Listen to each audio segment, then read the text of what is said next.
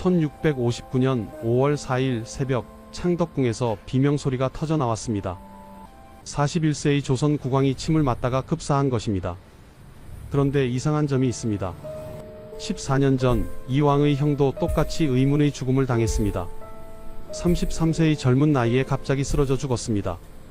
한 아버지의 두 아들이 모두 30대, 40대의 젊은 나이에 의문스럽게 죽었습니다. 우연일까요? 아니면 저주일까요? 지금부터 그 이야기를 들려드리겠습니다.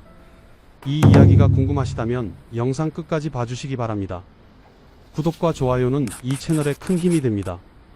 1659년 5월 3일 밤 창덕궁 대전안은 고요했습니다. 조선 제17대 국왕 효종이 침상에 누워 있었습니다. 41세의 왕은 요즘 들어 허리 통증이 심해져 잠을 이루기 힘들었습니다. 전하, 침을 놓아드리면 나아지실 것입니다. 어이가 조심스럽게 말했습니다.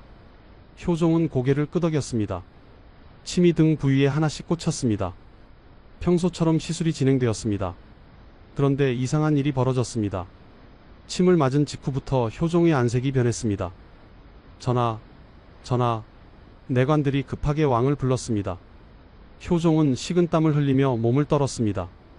밤새 고통스러워하던 효종은 다음 날인 5월 4일 새벽 갑자기 숨을 거두었습니다. 침을 맞은 지 불과 하루 만의 일이었습니다. 어찌 이런 일이? 궁궐은 순식간에 아비규환이 되었습니다. 조선의 국왕이 침수를 받다가 죽었다는 소식은 삽시간에 퍼졌습니다. 신하들이 급히 대전으로 달려왔습니다. 영의정 정태환은 왕의 시신 앞에서 목 놓아 울었습니다. 전하. 좌의정 심지원도 땅을 치며 통곡했습니다. 그런데 나이든 신하 중 몇몇은 이상한 표정을 지었습니다. 그들의 머릿속에는 14년 전의 기억이 떠올랐습니다. 1645년 4월 26일 효종의 형인 소현세자가 죽던 그날이었습니다. 그때도 이렇게 갑작스러웠습니다. 33세의 건강한 세자가 청나라에서 돌아온 지 불과 3개월 만에 급사했습니다. 두통과 고열에 시달리다가 코피를 쏟으며 죽었습니다. 그리고 지금 그 세자의 동생인 효종도 41세의 나이에 갑자기 죽었습니다. 또 이런 일이. 늙은 대신들은 입을 다물었습니다. 말할 수 없는 의혹이 가슴속에서 꿈틀거렸습니다. 그날 밤 송시열은 혼자 방에 앉아 눈물을 흘렸습니다. 효종의 스승이었던 그는 왕의 마지막 10년을 가장 가까이에서 지켜본 사람이었습니다. 전하는 평생 형님을 그리워하셨습니다. 송시열의 기억 속에서 효종은 늘 괴로워했습니다. 북벌을 외치던 효종의 목소리가 귓가에 맴돌았습니다.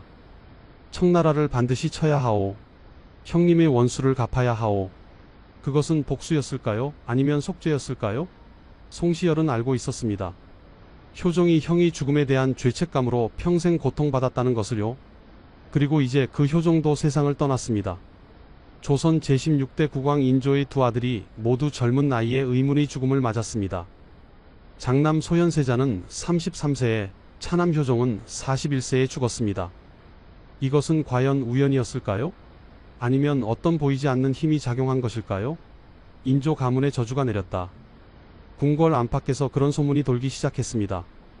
반정으로 왕위를 차지한 대가였을까요? 조카인 광해군을 폐위시키고 왕이 된 인조의 핏줄은 이렇게 비극으로 얼룩졌습니다. 하지만 이 이야기는 여기서 끝이 아닙니다. 이 두 형제가 왜 이렇게 죽어야 했는지, 그 시작은 어디였는지 지금부터 시간을 거슬러 올라가 보겠습니다. 36년 전으로 돌아가겠습니다. 모든 것이 시작된 그 순간으로 말입니다. 1637년 2월 소현세자와 복림대군은 청나라 수도 심양에 도착했습니다. 인질이라는 이름으로 끌려온 조선의 왕자들이었습니다. 심양관에 갇힌 두 형제는 불안한 나날을 보냈습니다. 처음 몇 달은 가혹했습니다. 청나라 관리들은 조선 왕자들을 무시했습니다. 패전국의 인질 주제에 차갑고 거친 대우가 이어졌습니다. 추운 겨울에도 난방이 제대로 되지 않았고 음식도 형편없었습니다. 소현세자는 견뎠습니다. 우리가 살아야 조선이 산다. 세자는 동생 복림대군을 다독였습니다. 그런데 시간이 지나면서 상황이 조금씩 변했습니다. 소현세자의 총명함과 성실함이 청나라 관리들의 눈에 띄기 시작한 것입니다. 세자는 만주어를 배웠습니다. 청나라의 제도와 문물을 공부했습니다. 청태종은 소현세자를 불러 대화를 나누었습니다. 조선세자는 현명하구나. 태종의 평가가 달라지자 대우도 나아졌습니다. 소현세자는 심양에서 새로운 세계를 보았습니다. 청나라는 조선이 생각했던 것과 달랐습니다. 오랑캐라 멸시했던 나라였지만 강력한 군사력과 발전된 제도를 갖추고 있었습니다. 1640년 소현세자는 예수의 선교사 아담샤를 만났습니다. 독일인 선교사는 서양의 과학과 기술을 가르쳐 주었습니다. 천문학, 수학, 지리학. 세자는 눈을 떴습니다. 세상이 이렇게 넓었구나. 지구 위를 보며 세자는 감탄했습니다. 조선이 세상의 전부가 아니었습니다. 망원경으로 하늘을 보고 시계의 정밀함에 놀랐습니다. 세자는 서양 서적들을 모으기 시작했습니다. 천주교 교리서도 읽었습니다. 이 지식을 조선에 가져가야 한다. 소현세자의 생각은 점점 확고해졌습니다. 조선도 변해야 했습니다. 세상은 넓고 배울 것은 많았습니다. 청나라를 무조건 오랑캐라 멸시할 것이 아니라 그들의 장점을 배워야 했습니다. 세자는 청나라 정벌에도 동원되었습니다. 1642년과 1643년 명나라 원정에 따라가야 했습니다. 전쟁터에서 세자는 청나라 군대의 강함을 목격했습니다. 조선의 군대로는 청나라를 이길 수 없다. 현실을 직시한 세자는 생각했습니다. 복수나 명분보다 실리를 택해야 한다고요. 청나라와 우호관계를 맺고 그들의 문물을 받아들여 조선을 발전시켜야 한다고요. 한편 조선의 인조는 전혀 다른 생각을 하고 있었습니다. 삼전도의 굴욕 이후 인조는 청나라에 대한 증오로 가득했습니다. 언젠가 반드시 복수하리라. 인조는 청나라를 오랑캐로만 봤습니다. 그 문화와 제도를 배울 생각은 추호도 없었습니다. 오직 치욕을 씻는 것만이 목표였습니다. 인조는 아들들이 심양에서 보내는 서신을 받았습니다. 소현세자는 심양의 상황과 청나라의 발전상을 자세히 보고했습니다. 청나라는 우리가 생각한 것보다 강대합니다. 우리도 배워야 할 점이 많습니다. 그러나 인조는 이 말을 달갑게 여기지 않았습니다. 세자가 오랑캐에게 물들고 있구나. 의심이 싹트기 시작했습니다. 9년이라는 긴 세월이 흘렀습니다. 소현세자는 38세가 되었고 복림대군은 26세가 되었습니다. 그동안 세자빈 강씨는 세 아들을 낳았습니다. 석철, 성린, 석견. 심양에서 태어난 왕손들이었습니다. 1644년 중국 대륙에 큰 변화가 일어났습니다. 명나라가 멸망하고 청나라가 중원을 차지한 것입니다. 이제 청나라는 명실상부한 천하의 주인이 되었습니다. 청순치제는 소현세자에게 말했습니다. 이제 그대를 귀국시키겠소. 조선으로 돌아가시오. 1645년 1월 드디어 귀국 명령이 떨어졌습니다. 소현세자는 9년 만에 고국으로 돌아가게 되었습니다. 세자는 많은 짐을 꾸렸습니다. 서양 서적들, 천주교 관련 물품들, 청나라 문물들, 이것들을 조선에 전해야 한다. 세자는 아담샬 신부에게 작별 인사를 했습니다. 조선에서도 이 학문을 펼치겠습니다. 신부는 세자에게 여러 선물을 주었습니다. 십자가, 묵주, 성경. 소현세자 일행은 긴 여정을 떠났습니다. 압록강을 건너 조선 땅을 밟을 때 세자의 눈에서 눈물이 흘렀습니다. 드디어 돌아왔구나. 9년 만의 귀향이었습니다. 그러나 세자는 몰랐습니다. 그를 기다리는 것이 환영이 아니라 차가운 시선이라는 것을요. 아버지 인조가 더 이상 예전의 아버지가 아니라는 것을요. 그리고 자신에게 남은 시간이 고작 3개월밖에 되지 않는다는 것을요. 1623년 3월 13일 밤 한양은 칼과 피로 물들었습니다. 인목대비의 아버지 김제남을 중심으로 한 서인 세력이 반정을 일으켰습니다. 그들의 목표는 명확했습니다. 광해군을 몰아내고 새로운 왕을 세우는 것이었습니다. 광해군은 형 임해군을 죽이고 아우 영창대군을 살해했습니다. 인목대비를 패하고 유폐시켰습니다. 명나라를 배신하고 오랑캐인 후금과 손을 잡았습니다. 반정군의 명분은 충분해 보였습니다. 그날 밤 능양군 이종이 반정군의 추대를 받았습니다. 선조의 손자이자 정원군의 둘째 아들인 그는 31세였습니다. 소신은 감히 그런 자리에 능양군은 손사래를 쳤습니다. 하지만 반정군은 물러서지 않았습니다. 광해군을 몰아내고 나라를 바로 세울 분은 대군뿐입니다. 이렇게 능양군은 조선 제16대 국왕 인조가 되었습니다. 그때 인조에게는 이미 2명의 아들이 있었습니다. 장남은 1612년에 태어난 이왕으로 인조 즉위 후 세자로 책봉되어 소현세자라 불렸습니다. 반정 당시 11세였습니다. 차남은 1619년에 태어난 이호로 복림대군에 봉해졌습니다. 반정 당시 4세였습니다. 이 두 아들이 조선의 기둥이 될 것이다. 인조는 두 아들을 바라보며 흡족해했습니다. 총명하고 건강한 두 왕자는 백성들의 기대를 한몸에 받았습니다. 특히 소현세자는 어려서부터 학문을 좋아했고 성품이 온화했습니다. 신하들은 훗날 성군이 되실 것이라 칭찬했습니다. 복림대군도 형 못지않게 영특했습니다. 두 형제는 우애가 깊었습니다. 인조는 왕위에 올랐지만 마음이 편치 않았습니다. 반정으로 왕이 되었다는 것은 언제든 같은 방법으로 끌어내려질 수 있다는 뜻이었습니다. 왕위는 불안한 것이다. 인조는 밤마다 잠을 설쳤습니다. 광해군의 잔당이 반격할지 모른다는 두려움, 명나라와 후금 사이에서 줄타기를 해야 하는 외교 문제, 반전 공신들과의 미묘한 관계, 왕좌는 생각보다 무거웠습니다. 그래도 두 아들이 있다는 것은 큰 위안이었습니다. 1625년 소현세자가 13세가 되자 가래를 올렸습니다. 세자비는 강석기의 딸 강씨였습니다. 인조는 안도했습니다. 이제 왕실의 대가 이어질 것이다. 세자는 곧 공부에 더욱 매진했습니다. 경연에서 신하들과 토론하고 정사를 배웠습니다. 복림대군도 형을 따라 글을 읽고 무예를 익혔습니다. 평화로운 시간이 흘렀습니다. 하지만 그 평화는 오래가지 못했습니다. 1627년 1월 후금이 조선을 침략했습니다. 정묘호란이었습니다. 인조는 강화도로 피신했고 조선은 굴욕적인 형제관계를 맺었습니다. 후금을 형으로 섬기기로 한 것입니다. 인조는 치욕을 느꼈습니다. 그로부터 9년 후인 1636년 더 큰 비극이 찾아왔습니다. 후금이 국호를 청으로 바꾸고 황제국을 선포했습니다. 그리고 조선의 군신관계를 요구했습니다. 인조는 거부했습니다. 오랑캐에게 어찌 신하의 이해를 갖출 수 있단 말인가? 그해 12월 청 태종 홍타이지가 직접 12만 대군을 이끌고 조선을 침략했습니다. 병자호란의 시작이었습니다. 인조는 남한산성으로 피신했습니다. 추운 겨울 성 안의 군사와 백성들은 굶주리고 얼어 죽어갔습니다. 47일간의 항전 끝에 더 이상 버틸 수 없었습니다. 1637년 1월 30일 인조는 항복을 결정했습니다. 삼전도에서 인조는 청 태종 앞에 무릎을 꿇었습니다. 3번 절하고 9번 머리를 조아리는 305고 두례를 행했습니다.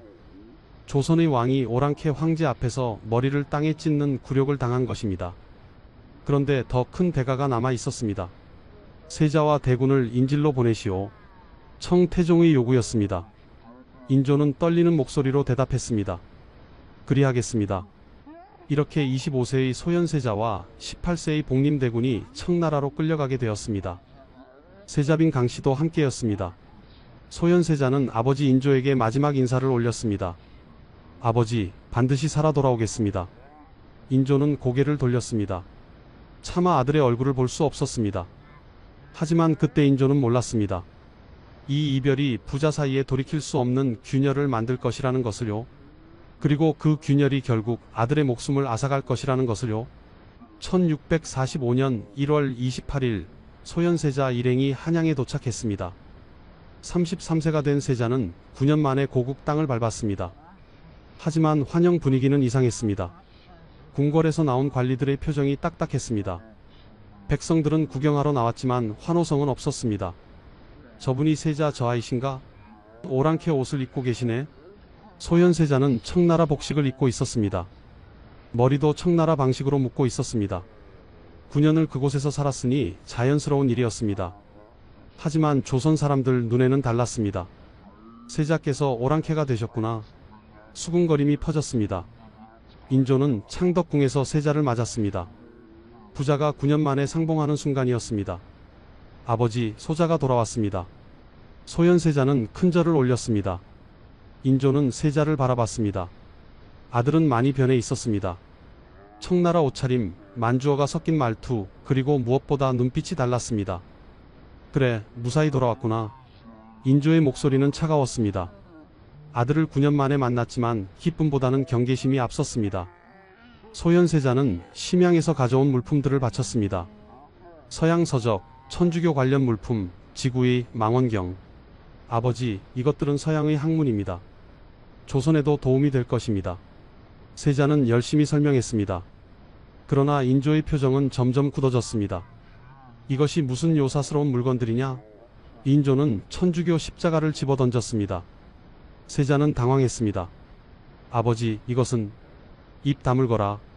오랑캐 학문에 물들어 돌아왔구나. 인조의 목소리가 떨렸습니다. 분노였을까요? 두려움이었을까요? 아마 둘 다였을 것입니다. 소현세자는 청나라와의 관계 개선을 건의했습니다. 아버지, 이제 명나라는 멸망했습니다. 청나라가 천하를 다스립니다. 우리도 현실을 인정하고 청나라와 좋은 관계를 맺어야 합니다. 이 말은 인조의 영린을 건드렸습니다. 무엇이라? 오랑캐와 친하게 지내자고? 인조는 벌떡 일어났습니다. 삼전도의 치욕을 잊었느냐? 내가 그놈들 앞에서 어떤 굴욕을 당했는지 잊었단 말이냐? 세자는 고개를 숙였습니다. 죄송합니다. 하지만 현실적으로... 닥치라. 인조는 더 이상 듣지 않았습니다. 부자의 대화는 여기서 끊겼습니다. 그날 이후 인조와 소현세자는 점점 멀어졌습니다. 조정 신하들도 세자를 이상하게 봤습니다. 세자가 청나라 편을 드는구나. 9년간 오랑캐들과 살더니 정신이 오염되었다. 세자빈 강씨에 대한 소문도 돌았습니다. 세자빈이 청나라 장수와 내통했다더라. 세자빈이 요사한 주술을 부린다더라. 근거 없는 소문들이었지만 빠르게 퍼졌습니다. 소현세자는 고립되어 갔습니다. 아버지는 자신을 믿지 않았고 신하들은 경계했으며 백성들은 수군거렸습니다. 9년을 기다리며 귀국했지만 고국은 더 이상 따뜻하지 않았습니다. 2월이 지나고 3월이 왔습니다. 세자는 동궁에서 외롭게 지냈습니다. 경연에 나가도 신하들은 냉담했습니다. 세자가 청나라 이야기를 꺼내면 모두 침묵했습니다. 3월 말 소현세자는 몸이 좋지 않다고 호소했습니다. 머리가 아프고 열이 납니다. 어이가 불렸지만 병세는 나아지지 않았습니다. 4월 들어 증상은 더 심해졌습니다. 두통은 극심했고 고열에 시달렸습니다. 그리고 4월 25일 밤 이상한 일이 벌어졌습니다. 세자가 갑자기 코피를 쏟기 시작한 것입니다. 세자 저하, 세자 저하. 궁녀들이 비명을 질렀습니다. 피가 멈추지 않았습니다. 얼굴이 검붉게 변했습니다. 온몸이 경련을 일으켰습니다. 어이들이 급히 달려왔지만 속수무책이었습니다. 1645년 4월 26일 새벽 소현세자는 숨을 거두었습니다. 귀국한 지 불과 3개월 33세의 젊은 나이였습니다. 세자가 돌아가셨습니다. 소식은 순식간에 퍼졌습니다. 궁궐은 비통에 잠겼습니다. 세자빈 강씨는 통곡했습니다. 저하, 어찌 이리 급히 가십니까? 새 아들 석철, 석린, 석견도 아버지의 죽음을 이해하지 못했습니다. 가장 어린 석견은 겨우 2살이었습니다. 인조는 세자의 죽음을 전해 듣고 아무 말이 없었습니다. 눈물도 흘리지 않았습니다. 그저 창밖을 바라볼 뿐이었습니다. 그렇게 되었구나. 인조의 목소리는 담담했습니다. 감정이 느껴지지 않았습니다. 신하들은 이상했습니다. 아들이 죽었는데 왕이 너무 침착했습니다. 슬픔보다는 안도처럼 보였습니다. 전하, 세자의 죽음을 조사해야 하지 않겠습니까? 몇몇 신하가 조심스럽게 물었습니다. 소현세자의 죽음은 의심스러운 점이 많았습니다. 건강했던 사람이 갑자기 병에 걸려 3개월 만에 죽었습니다. 두통, 고열, 코피, 독살의 증상과 비슷했습니다. 조사할 것이 무엇이냐? 병으로 죽은 것이다. 인조는 단호하게 말했습니다. 더 이상의 조사는 없었습니다. 장례도 서둘러 치러졌습니다. 세자의 시신은 빠르게 땅에 묻혔습니다. 그리고 더 충격적인 일이 벌어지기 시작했습니다. 소현세자가 죽은 지 얼마 되지 않아 이상한 일들이 벌어졌습니다. 먼저 세자의 정식 후계자를 정하지 않았습니다. 원래대로라면 소현세자의 장남 석철이 왕세손으로 책봉되어야 했습니다. 그러나 인조는 석철을 세손으로 세우지 않았습니다. 대신 차남인 복림대군에게 눈길을 돌렸습니다. 복림대군을 세자로 책봉하겠다. 1645년 5월 인조의 결정이었습니다. 형이 죽은 지 한 달도 되지 않아 동생이 세자가 되었습니다. 소현세자의 아들들은 왕위 계승선에서 완전히 밀려났습니다. 복림대군은 난처했습니다. 형의 자리를 물려받는 것이 옳은가? 조카들을 제치고 세자가 되는 것이 정당한가? 그러나 거부할 수 없었습니다. 왕명이었고 조정의 압력이었습니다. 소신이 감히. 복림대군은 고개를 숙였습니다. 죄책감이 가슴을 짓눌렀습니다. 한편 세자빈 강씨의 상황은 더 비참했습니다. 남편을 잃고 아들들마저 왕손 대우를 받지 못하게 되었습니다. 궁궐에서는 그녀를 향한 모함이 시작되었습니다. 강씨가 세자를 저주했다. 강씨가 요사한 굿을 했다. 강씨가 역모를 꾀했다. 말도 안 되는 소문들이었습니다. 하지만 인조는 귀를 기울였습니다. 아니, 오히려 그런 소문을 원했는지도 모릅니다. 강씨를 제거할 명분이 필요했으니까요. 1646년 3월 강씨에게 역모 혐의가 씌워졌습니다. 세자를 죽이고 청나라와 내통하려 했다. 조사가 시작되었습니다. 고문이 이어졌습니다. 강씨는 억울함을 호소했습니다. 제가 무슨 죄를 지었습니까? 남편을 사랑했고 자식을 키웠을 뿐입니다. 그러나 아무도 들어주지 않았습니다. 이미 결론은 정해져 있었습니다. 1646년 4월 강씨에게 사약이 내려졌습니다. 소현세자가 죽은 지 1년 만의 일이었습니다. 내 남편은 억울하게 죽었고 나는 억울하게 죽습니다. 강씨는 사약을 받기 전 이렇게 말했습니다. 하늘이 알 것입니다.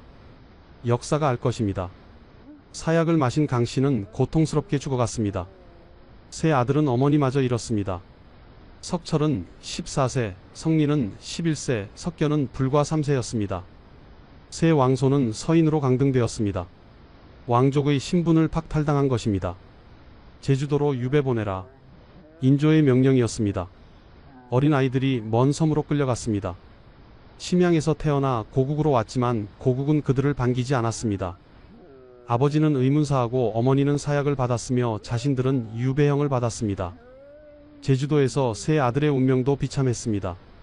1653년 장남 석철이 죽었습니다. 22세였습니다. 병사했다고 기록되었지만 의심스러웠습니다. 1654년 차남 성린이 죽었습니다. 21세였습니다. 역시 병사로 기록되었습니다. 1656년 막내 석견이 죽었습니다. 13세였습니다. 세 형제 모두 20대를 넘기지 못하고 죽었습니다. 소현세자의 혈통은 이렇게 완전히 끊겼습니다. 조정에서는 아무도 이 일을 문제 삼지 않았습니다. 모두 침묵했습니다. 입 밖에 낼 수 없는 진실이 있었기 때문입니다. 소현세자는 정말 병으로 죽었을까요? 아니면 누군가가 독을 탔을까요? 강씨는 정말 역모를 꾀했을까요? 아니면 입을 막기 위해 제거되었을까요? 세 왕손은 정말 병으로 죽었을까요? 아니면 왕위 계승을 둘러싼 권력 다툼의 희생자였을까요? 이 모든 의문에 대한 답은 역사 속으로 묻혔습니다. 인조실록에는 소현세자의 죽음에 대한 자세한 기록이 없습니다. 강씨의 역모 혐의도 구체적인 증거가 제시되지 않았습니다. 세 왕손의 죽음도 간단히 언급될 뿐입니다. 기록하지 않는 것도 기록이다. 역사가들은 이렇게 말합니다. 너무 자세히 기록하지 않은 것 자체가 무언가 숨기고 싶었다는 증거라는 것입니다. 한편 새로운 세자가 된 복림대군은 고통스러운 나날을 보냈습니다. 형의 죽음, 형수의 사약, 조카들의 유배와 죽음, 모든 것이 자신이 세자가 되는 과정에서 벌어진 일이었습니다. 내가 세자가 되지 않았다면 복림대군은 밤마다 자책했습니다. 형님이 살 수 있었을까? 형수님과 조카들이 죽지 않았을까? 그러나 이미 돌이킬 수 없었습니다. 역사의 수레바퀴는 굴러가고 있었습니다. 1649년 5월 8일 인조가 승하했습니다. 57세의 나이였습니다. 삼전도의 굴욕을 평생 씻지 못한 채 눈을 감았습니다. 장남 소현세자는 이미 4년 전에 죽었고 그의 손자들도 제주도에서 유배 생활 중이었습니다. 복림대군이 왕위를 계승했습니다. 조선 제17대 국왕 효종의 즉위였습니다. 34세의 세왕은 형의 죽음 위에 서 있었습니다. 평생 그 무게를 짊어지고 살아가야 했습니다. 1649년 5월 효종은 왕위에 올랐습니다. 34세의 나이였습니다. 형 소현세자가 죽은 지 4년이 지났지만 그 기억은 여전히 생생했습니다. 즉위식에서 효종은 백관들 앞에 섰습니다. 왕의 골룡포를 입었지만 마음은 무겁기만 했습니다. 이 자리는 원래 형님의 것이었다. 효종은 속으로 중얼거렸습니다. 즉위 직후 효종은 놀라운 발언을 했습니다. 청나라를 정벌하겠다. 조정이 술렁이었습니다. 신하들은 놀랐습니다. 전하, 그것은 너무 위험한 일입니다. 우리 군사로 어찌 청나라를 칠 수 있겠습니까? 하지만 효종은 물러서지 않았습니다. 과인은 반드시 북벌을 이루겠다. 청나라를 치고 중원을 되찾겠다. 이것이 효종의 북벌론이었습니다. 표면적으로는 명분이 있었습니다. 오랑캐에게 당한 굴욕을 씻고 멸망한 명나라의 원수를 갚는다는 것이었습니다. 그러나 깊은 곳에는 다른 이유가 있었습니다. 속죄였습니다. 효종은 형의 죽음에 대한 죄책감을 평생 안고 살았습니다. 청나라에서 돌아온 형이 의문사했고 자신이 그 자리를 차지했습니다. 형수는 사약을 받았고 조카들은 유배지에서 죽어갔습니다. 내가 세자가 되지 않았다면, 내가 거부했다면, 그러나 이미 늦었습니다. 되돌릴 수 없는 과거였습니다. 그래서 효종은 북벌에 집착했습니다. 청나라를 치는 것이 형에게 바치는 복수이자 자신의 죄를 씻는 속죄라고 생각했습니다. 효종은 송시열을 스승으로 삼았습니다. 송시열도 북벌론의 열렬한 지지자였습니다. 전하, 오랑캐를 치는 것은 하늘의 뜻입니다. 군비를 확충하기 시작했습니다. 훈련도감을 강화하고 군사를 훈련시켰습니다. 무기를 제작하고 군량을 비축했습니다. 재정이 부족했지만 효종은 밀어붙였습니다. 청나라를 칠 날을 준비해야 한다. 하지만 신하들 중 많은 이가 반대했습니다. 전하, 현실을 보십시오. 우리 힘으로 청나라를 이길 수 없습니다. 명나라도 패배했는데 우리가 어찌 이기겠습니까? 군비 확충으로 백성들이 고통받고 있습니다. 효종은 듣지 않았습니다. 아니, 들을 수 없었습니다. 북벌은 자신의 존재 이유였으니까요. 밤이면 효종은 혼자 있었습니다. 대전에 홀로 앉아 촛불을 바라보며 생각에 잠겼습니다. 형의 얼굴이 떠올랐습니다. 심양에서 함께 지내던 시절이 생각났습니다. 형님은 청나라를 이해하려 했습니다. 그들의 장점을 배우려 했습니다. 하지만 나는 그들을 증오합니다. 효종은 형과 정반대의 길을 가고 있었습니다. 소현세자가 화합과 실리를 추구했다면 효종은 복수와 명분을 쫓았습니다. 이것이 형님께 드리는 제 헌신입니다. 효종은 스스로를 다독였습니다. 10년이 흘렀습니다. 1659년이 되었습니다. 효종은 41세가 되었습니다. 그러나 북벌의 꿈은 실현되지 않았습니다. 군사는 준비되었지만 청나라는 너무 강대했습니다. 명나라 영토를 완전히 장악하고 천하를 호령했습니다. 조선 혼자 청나라를 칠 수는 없었습니다. 효종은 점점 지쳐갔습니다. 10년간 북벌을 외쳤지만 아무것도 이루지 못했습니다. 형이 복수도 하지 못했고 자신의 죄도 씻지 못했습니다. 몸도 약해졌습니다. 과로로 건강이 나빠졌습니다. 특히 허리 통증이 심했습니다. 오래 앉아 있기도 힘들었습니다. 신하들은 걱정했습니다.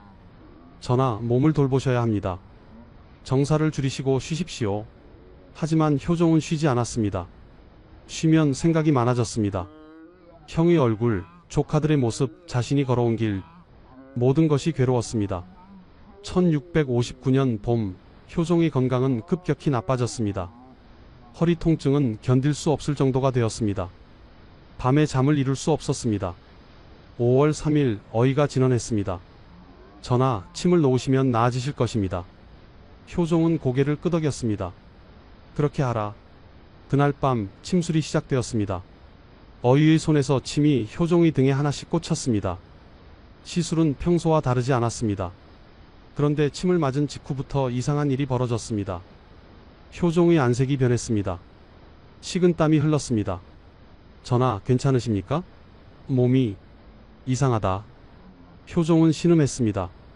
밤새 고통이 계속되었습니다. 다음 날 새벽 상황은 더욱 악화되었습니다. 효종은 의식이 흐려졌습니다. 형님, 용서하십시오. 임종을 앞둔 효종의 마지막 말이었습니다. 형을 부르는 것이었습니다. 10년간 북벌을 외쳤지만 결국 이루지 못했습니다.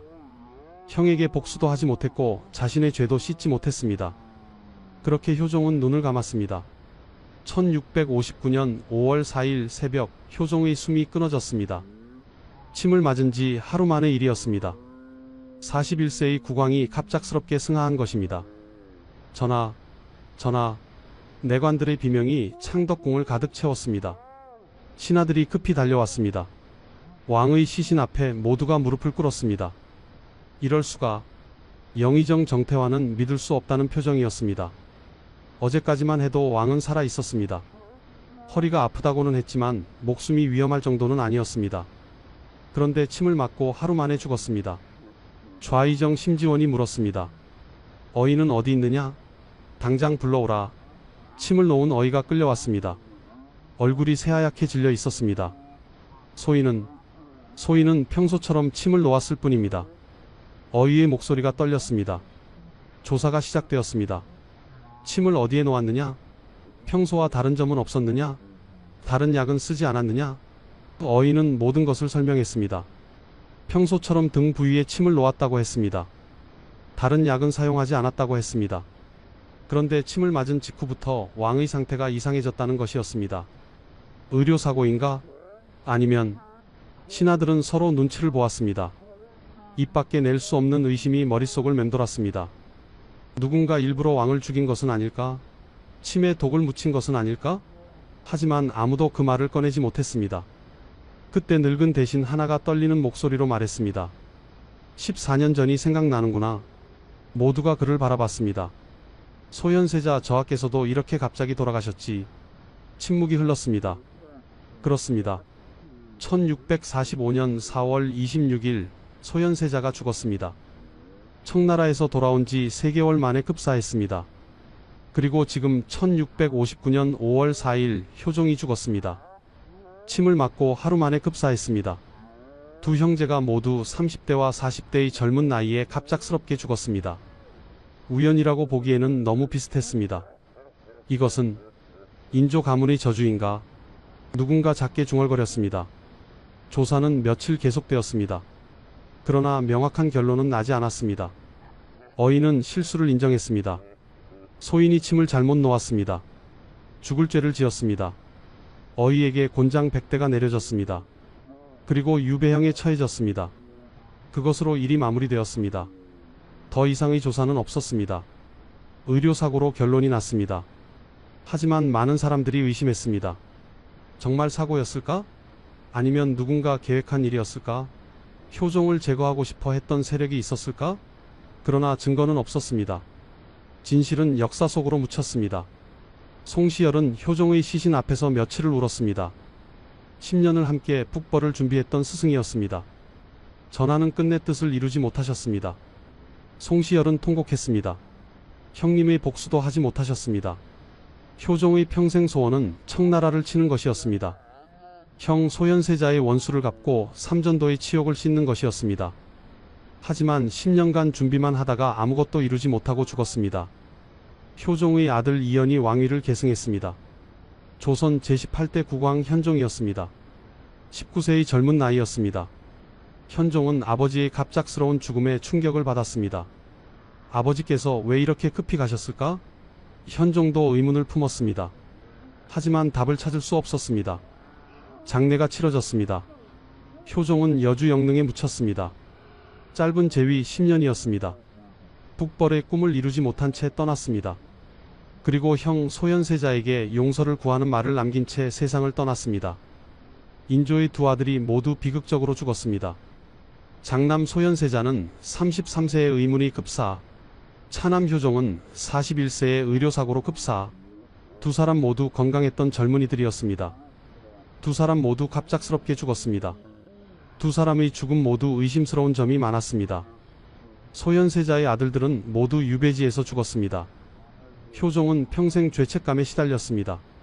현종은 아버지를 잃고 19세의 왕이 되었습니다. 인조 가문은 3대에 걸쳐 고통받았습니다. 이것이 반정의 대가였을까요? 왕위를 빼앗아 차지한 죄의 값이었을까요? 아니면 권력을 둘러싼 음모와 살육의 결과였을까요? 아무도 확실히 말할 수 없었습니다. 다만 한 가지는 분명했습니다. 인조의 두 아들은 모두 비극적으로 죽었고 그 가문은 저주받은 것처럼 고통받았다는 것입니다. 효종이 죽은 후 조선 조정에서는 큰 논쟁이 벌어졌습니다. 예속 논쟁이었습니다. 효종의 어머니인 자의대비 조씨가 아들의 상을 몇 년 동안 입어야 하는가를 두고 서인과 남인이 격렬하게 다퉜습니다. 겉으로는 예법 논쟁이었지만 속으로는 효종의 정통성 문제였습니다. 남인은 주장했습니다. 효종은 차남이므로 1년상을 입어야 합니다. 이 말의 숨은 뜻은 효종이 정통 계승자가 아니라는 것이었습니다. 원래대로라면 소현세자의 아들들이 왕위를 이어야 했다는 의미였습니다. 서인은 반발했습니다. 효종은 정통 국왕이므로 3년상을 입어야 합니다. 송시열이 앞장서서 효종을 옹호했습니다. 이 논쟁은 몇 년간 계속되었습니다. 결국 서인의 손을 들어주었습니다. 효종의 정통성을 인정한 것입니다.